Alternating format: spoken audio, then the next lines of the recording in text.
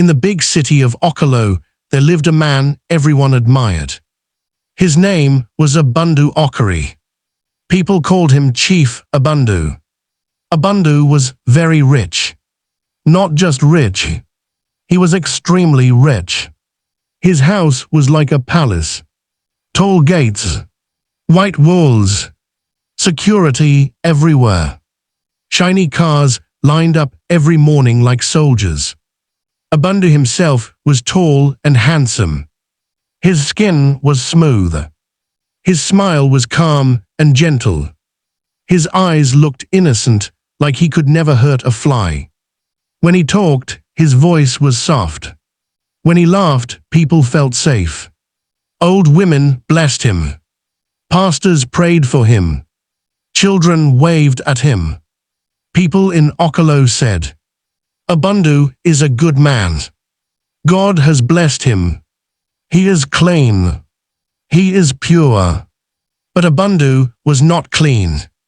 And God was not the source of his money. Abundu was known for helping people. If someone was sick, he paid hospital bills. If a widow cried, he built her a house. If a young boy wanted school, Abundu paid the fees. Every Christmas, he shared rice, oil, and cash. Every Easter, he donated to churches. Pastors loved him. They called him to the front. They gave him the microphone. They said, "Let us welcome our son, Chief Abundu." Abundu would smile and lift his hands. He would drop big offerings. People would shout, "Amen. God bless you, sir." But when Abundu returned home at night, the smile left his face, and another man appeared. Okolo was different at night. During the day, it was busy. Cars moved. Markets shouted. People laughed. At night, Okolo became quiet and dangerous. Dark corners, silent streets, hidden buildings, and Abundu ruled that side of Okolo. While people slept, Abundu worked, not with his hands, not with sweat. He worked with secrets. People thought Abundu made money from real estate.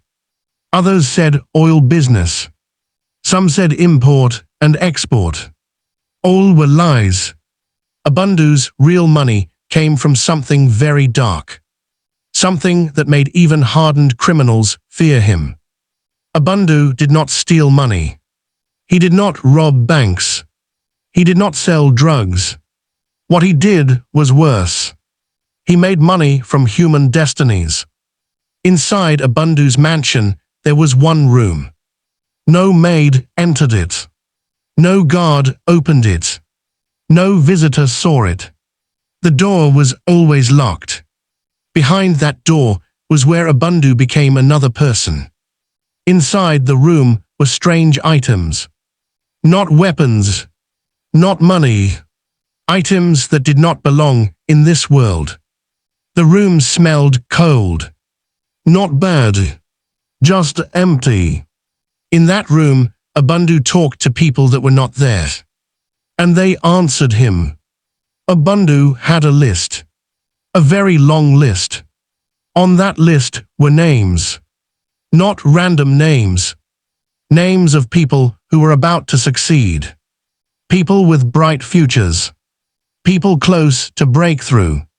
People about to become great. Abundu did not choose poor people. No, he chose rising stars. When someone's destiny was shining too bright, Abundu noticed. And when Abundu noticed you, your light began to fade. In Okolo, people disappeared often. A young man would leave his house. He would never return. A woman would travel. She would vanish. Police wrote reports. Families cried. Cases went cold. But Abundu knew where they went. They did not die. Death was too easy. Something else happened to them. Something shocking. The exchange. Abundu did not kill people. He exchanged them. Not their bodies. Their destinies. He made deals no human should make. When he needed more money, more power, more favor, he traded someone else's tomorrow. And the price was paid instantly. People wondered why Abundu never aged.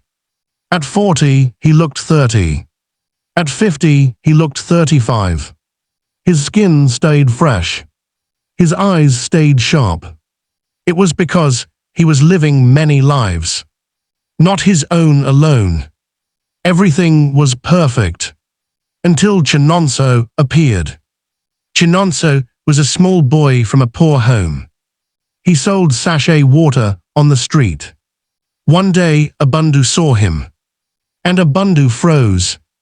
Because Chinonso's destiny was too loud. Brighter than any he had ever seen. Abundu felt fear. Real fear. When Abundu tried to add Chinonso's name to the list. The room shook. The voices went silent. For the first time, Abundu was warned. This one is not yours. Abundu's hands trembled. He had never been refused. From that day, things began to change. Money delayed. Dreams turned dark. The voices began to argue. And Abundu started making mistakes. Big mistakes. And someone was watching him. Someone who knew the truth. Someone who had escaped him once. And that person was already in Okolo. The boy Chinonso did not know why people stared at him. He only knew that every time Abundu passed, the air felt heavy. Abundu tried to avoid the boy. But destiny does not hide. Everywhere Abundu went in Okolo, he heard Chinonso's name. Have you seen that water boy? That boy is smart. He will go far. Each word felt like fire in Abundu's chest. One night, a visitor came to Abundu's gate. The guards were afraid. The man was thin. His eyes were deep. His voice was calm. His name was Ezekiel. Abundu froze when he saw him. Ezekiel was supposed to be empty. Broken. Useless. But Ezekiel stood strong. You took my future, Ezekiel said. But you failed to finish the work. That night, Abundu knew his time was short. Ezekiel went to the police. To journalists. To pastors. At first, nobody believed him. Chief Abundu. That good man. Impossible. But evidence started coming. Missing people. Strange patterns. Old guards talking. Former helpers confessing. Okolo shook. Chinonso collapsed one afternoon. When Abundu heard, he smiled. But the smile did not last. Chinonso woke up stronger. Doctors were confused. It's like something is protecting him, one said. Abundu tried one last time. The voices screamed. Stop! That night the room locked itself. Abundu was alone. Police came at dawn. Sirens filled Okolo. People watched in shock as Abundu was handcuffed. The innocent face was gone. For the first time, people saw fear in his eyes. His mansion was sealed. His accounts frozen. His name destroyed. In prison, Abundu could not sleep.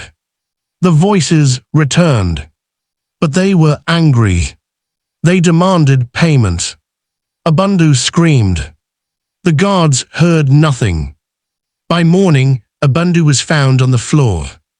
Alive, but empty.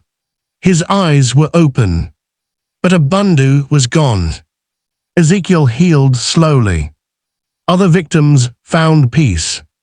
Chinonso grew. He became a great man. Not rich in money, but rich in wisdom. Okolo changed. People learned a lesson. Not all smiles are clean. Not all wealth is from God. Abundu's story became a warning. A man with two faces. A city that slept. A destiny he could not steal. And that was how the richest man in Okolo lost everything. Thanks for watching. Please like, subscribe and turn on notification bell for more interesting stories like this.